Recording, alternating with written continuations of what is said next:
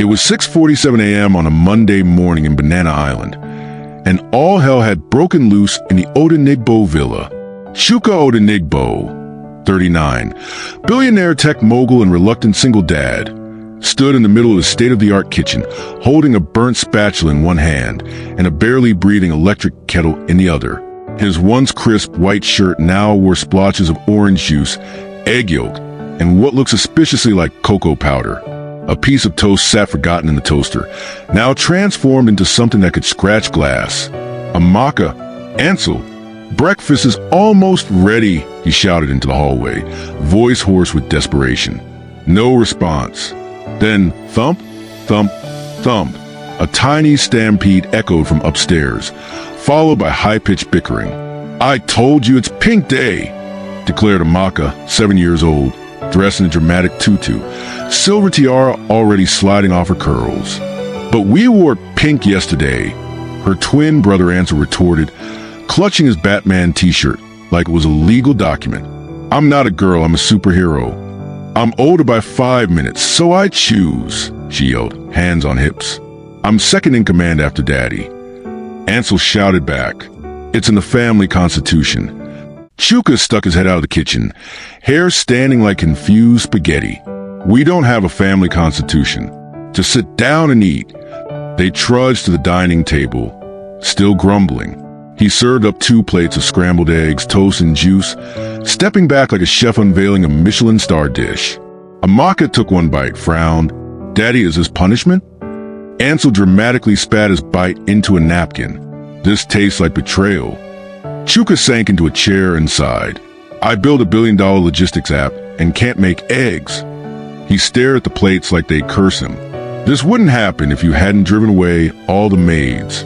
The twins shrugged in unison. "They didn't understand our vibe," said Ansel. "They lacked finesse," added Amaka, sipping her juice like a Lego socialite. Somewhere between the burnt toast, bad eggs, and twisted shoelaces, Chuka knew one thing for sure. He needed help. Fast. Surrelir was already awake, the street alive with honking danfos and the rhythmic cries of hawkers selling pap and akara. But inside a 2-bedroom flat tucked behind a rusted black gate, Ijeoma Okafor lay still on a worn foam mattress, wrapped in a faded wrapper, staring at a ceiling fan that spun like a tired promise. Her eyes were open, but her spirit was asleep. Not from rest. No, rest was a luxury. Her stillness came from exhaustion of the soul. Once, she had been a respected project manager in Abuja, her signature enough to move files, her voice commanding boardrooms. Now, she was called Baron before breakfast.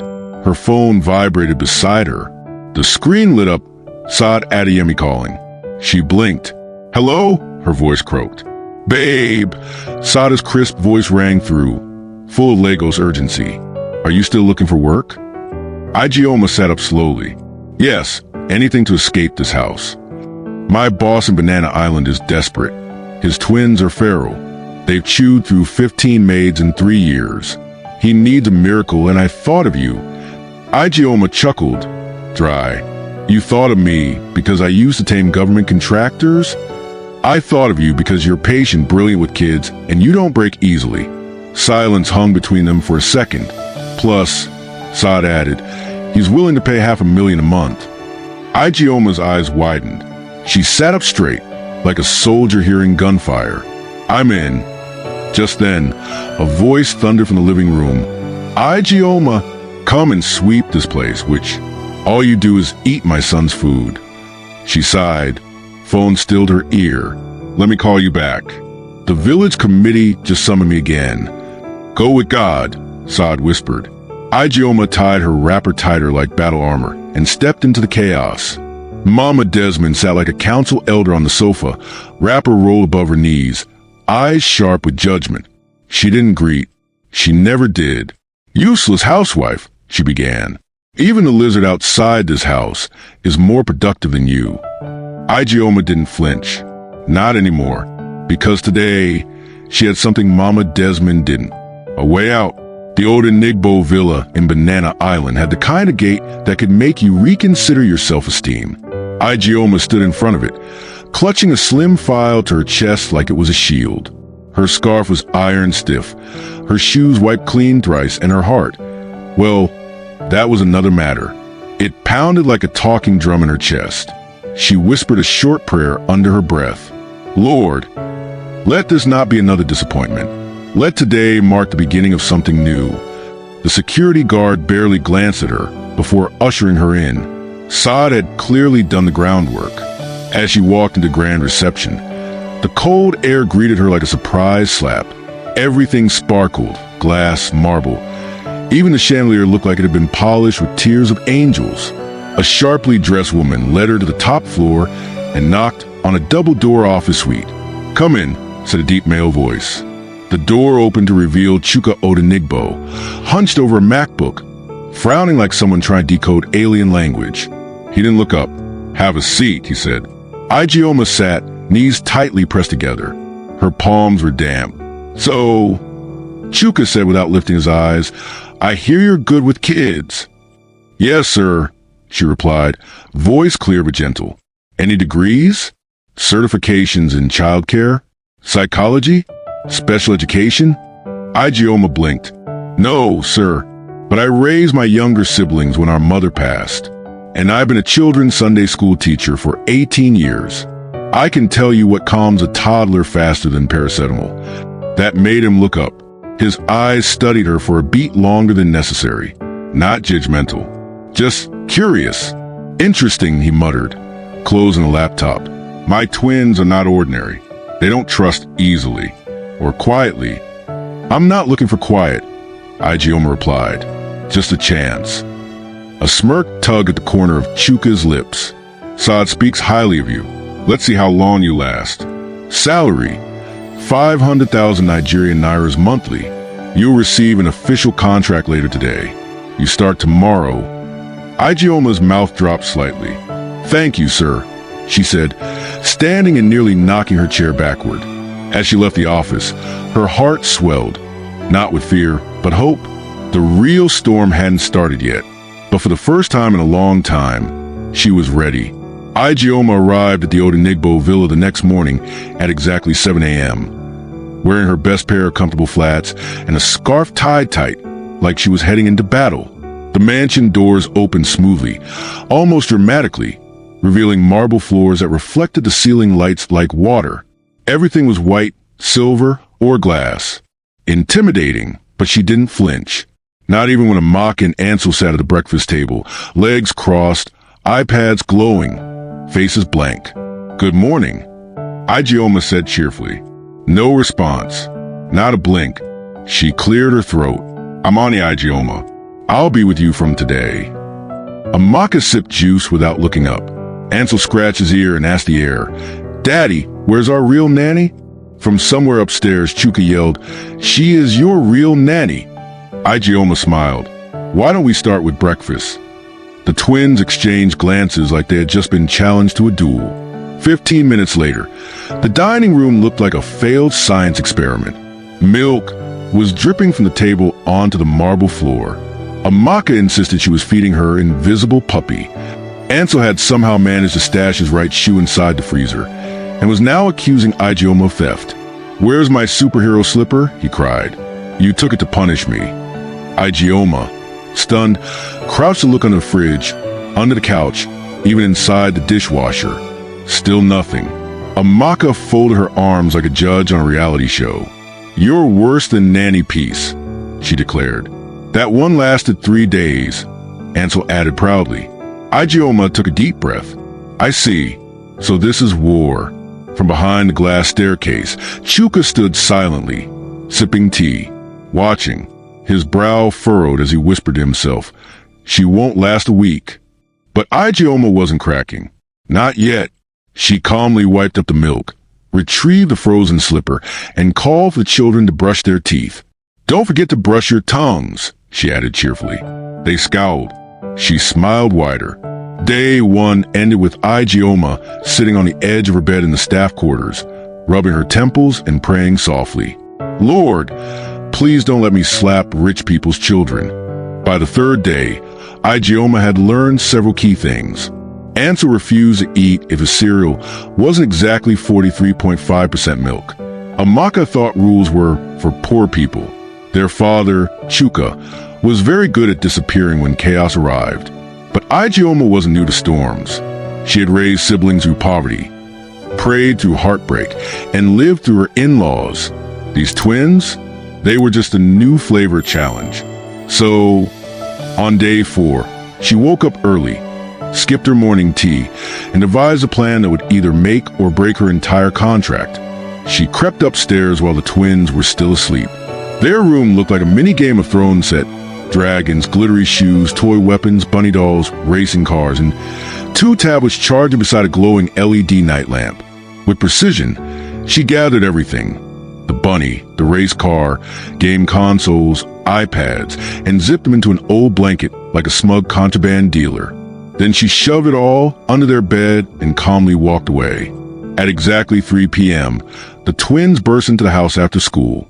They ran upstairs like released puppies. 10 seconds later, "My bunny is missing!" Amaka screamed, "And why iPad I is gone?" Ansel added, voice trembling.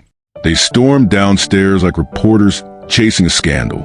Miss, we've been robbed." Ijeoma widened her eyes. "Robbed?" "Yes, our toys are gone. I think there was a thief." She said calmly, picking at her plantain chips. "Could it be that someone snuck in while I was praying and took them? Should we call the police?" Ansel asked, clutching his chest. "Let's call them now," Amaka declared. Ijeoma pulled out her phone and pretended to dial. "Yes, officer. The children's bunny and gadgets have been taken. Very serious matter. Next week? Okay. God bless you, sir." She turned to them. "Police are busy till next week, but we can search the house together." The twins nodded rapidly. She raised her hand. "But one condition. If I help you, you must promise to cooperate. No more milk on marble. No more insults. No more tantrums at toothbrush time." They hesitated. "Deal?" she asked again, holding out her pinky. Ansel looked at Amaka. Amaka looked back. Finally, 2 small pinky fingers linked with hers. "Deal?" they whispered. 2 hours later, after a dramatic investigation, through every wardrobe and drawer in the mansion, Ijeoma finally found the missing items under the bed. "My bunny," Amaka squealed. "My iPad." Ansel gasped. "I guess it was there all along," Ijeoma said, smiling with quiet victory. From that day forward, everything changed. They called her Auntie Ije, stopped skipping meals, and for the first time, they listened. The lioness had tamed the cubs. Back in Surleer, the light bulb in the corridor flickered like a warning sign. Ijeoma hadn't been home in days, not since she moved into the staff quarters at Odenigbo Villa. But one Thursday evening, she returned briefly to pack a few personal items and check on her old place. She unlocked the door and froze.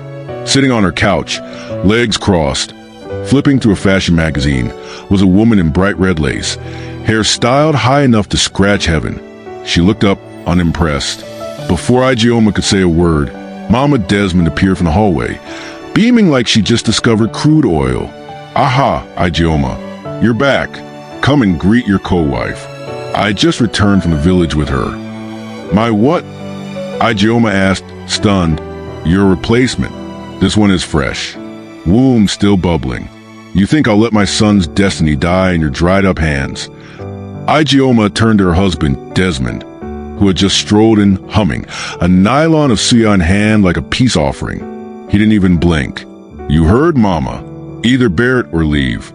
Ijeoma stood in the center of her own living room, heart thumping, betrayal burning through her chest. But she didn't scream. She didn't faint. She turned, walked into the room she once called hers, packed a small duffel bag, and left. She slept on Sada's couch that night. No words, just silence and tears. The next morning, she didn't go to work. Her phone buzzed with a message from Chuka. "Good morning, Ijeoma.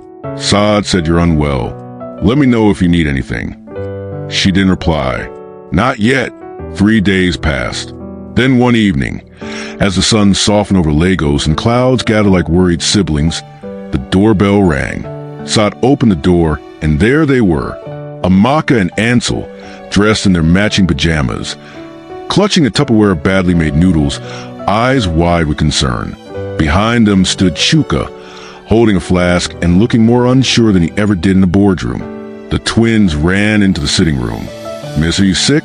You look like a zombie," Ansel said, touching her forehead. "We haven't eaten in 1 year," Amaka added dramatically. "Come back. Daddy's cooking is a national disaster." Ijeoma blinked, then she laughed.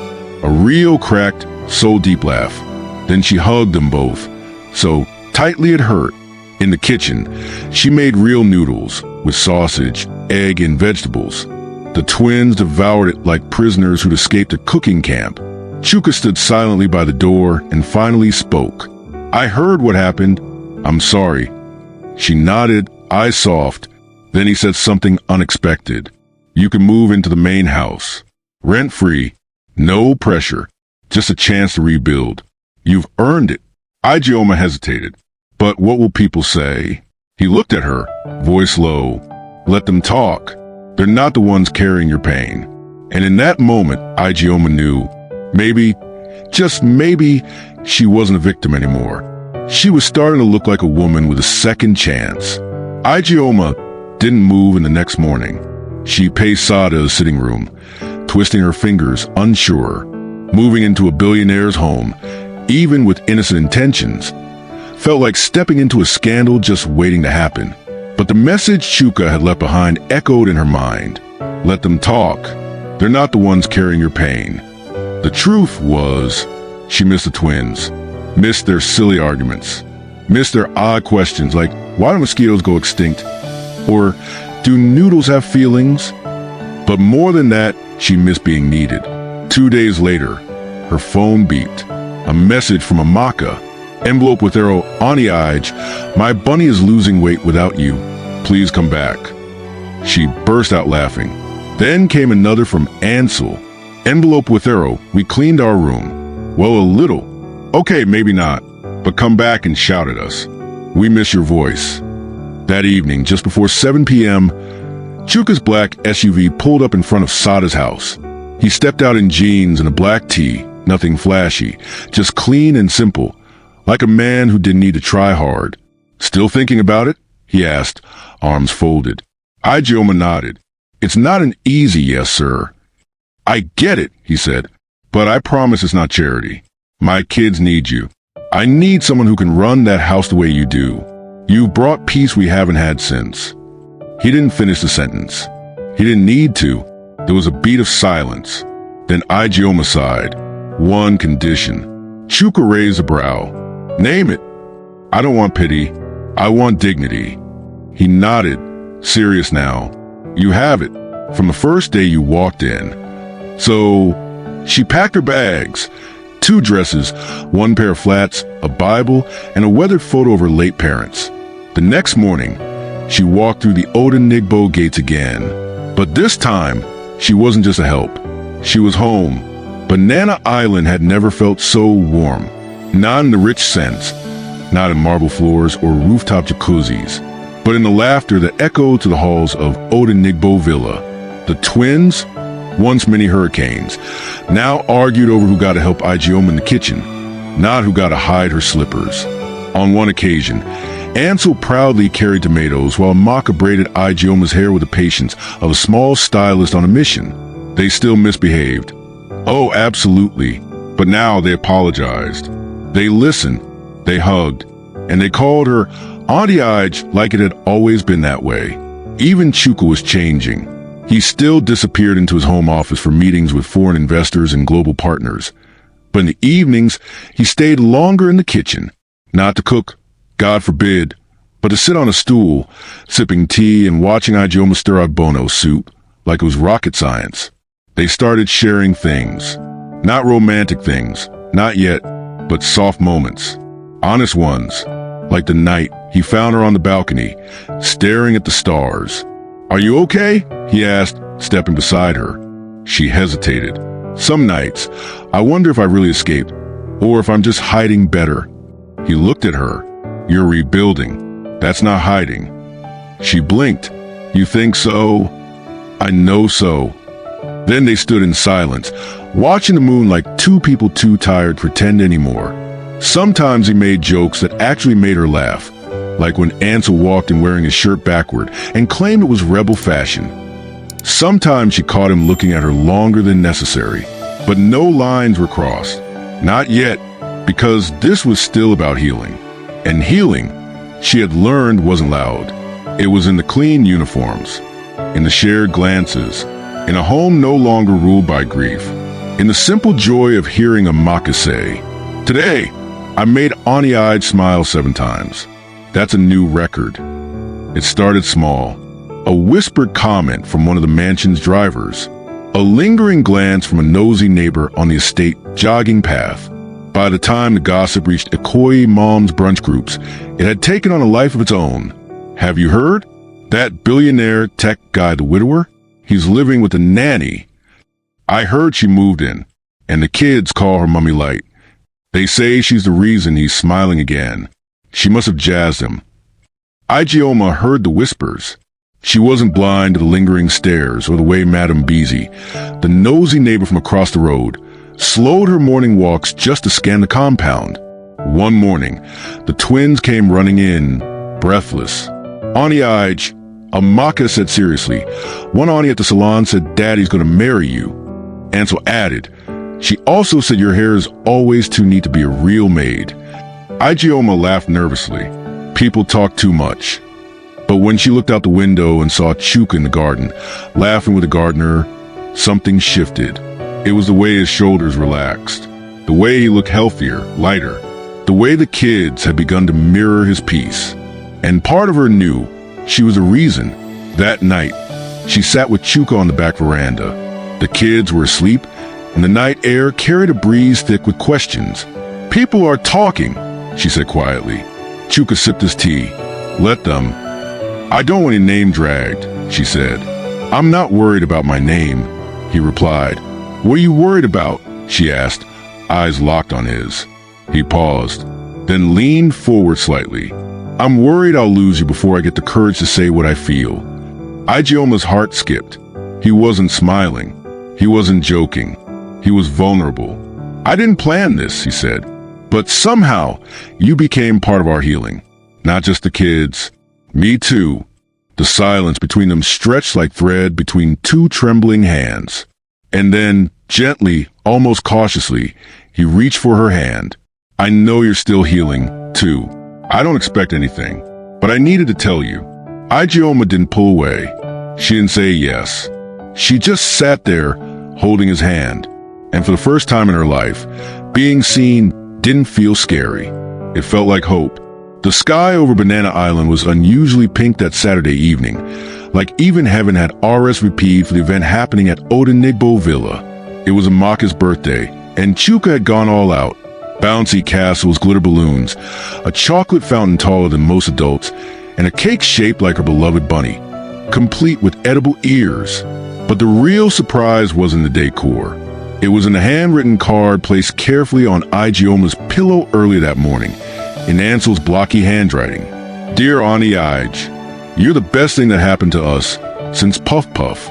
Please don't be our nanny anymore. Be our mummy instead." Underneath, Amaka had drawn a sketch of the 4 of them, herself, Ansel, Chuka, and Ijeoma, holding hands under a smiling sun. Ijeoma sat on the edge of her bed, holding a note to her chest, tears threatening to blur the carefully penciled lines. When she stepped outside, the garden had been transformed into a fairy tale, and at the center of it all stood Chuka in a clean white agbada, looking slightly nervous, holding something behind his back. "I told the kids I'd make today memorable," he said. "Mission accomplished," Ijeoma whispered, looking around. "No," he said softly. "Not yet." He pulled out a tray of bunny-shaped cupcakes, each one spelling M-E-R-R-Y-M-E. Well, almost. Ansel had eaten the Y, but the message still stood. Ijeoma burst into laughter, the kind that tasted like joy and disbelief.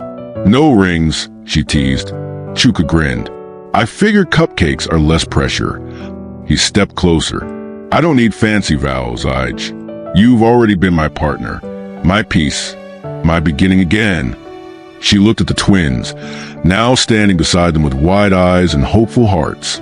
Then back at the man who had seen her pain and loved her not despite it, but through it. "I thought I'd never feel safe again," she whispered. He cupped her cheek gently. "Then let's build the kind of love that feels like safety."